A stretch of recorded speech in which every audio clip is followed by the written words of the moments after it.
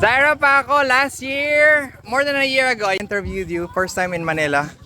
And now you have been, pabalik-balik ka na. Manila, Philippines, Mindanao. Kamusta ang MX life experience sa motocross? Okay lang po and na-enjoy ko rin po ang NX life ko.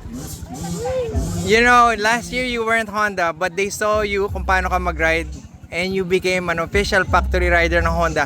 Gano'n ka saya yung ganong pakiramdam? Sobrang saya po talaga kasi daming riders na nag-dream lang na makuha sila sa sa company na po. Factory, no? Sa factory. So, yun, sobrang thankful po talaga ako sa Honda. Congratulations, Zaira, for that. And anong experience ngayon? Last year, Nationals yun nung nakita kita. And ngayon, Nationals. However, there's some international rules na in-apply nila. Hindi ka napayagan sa ladies kasi minor de edad ka. 15 kasi. Pero, grabe yung battle mo with the boys. I'll show some videos na you're battling inside the podium ng boys. Pero, napagod ka ba? Wala po. Ko lang po na-enjoy and okay naman po na nakasali ako sa mga boys kasi para training ko lang din po. Oo naman. And you put the 154 stroke there kasama kalaban yung mga 85cc 2-stroke.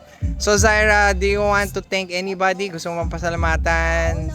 Supporters? Pasalamatan ko po si Papa Lord sa lahat ng binigay niya sa akin, sa paggabay sa mga racing ko, sa mga fans ko na laging nagsuporta po sa akin. Thank you po. And sa mga sponsors ko po, Honda Philippines, Orca Power Gear, Sec Motor Supply, Dan, 87 Racing, Kevin's Graphics, Amlan, and Aero Philippines, and JMS 85. Congratulations, Zaira. What an experience for you. Thank you. Advance Merry Christmas.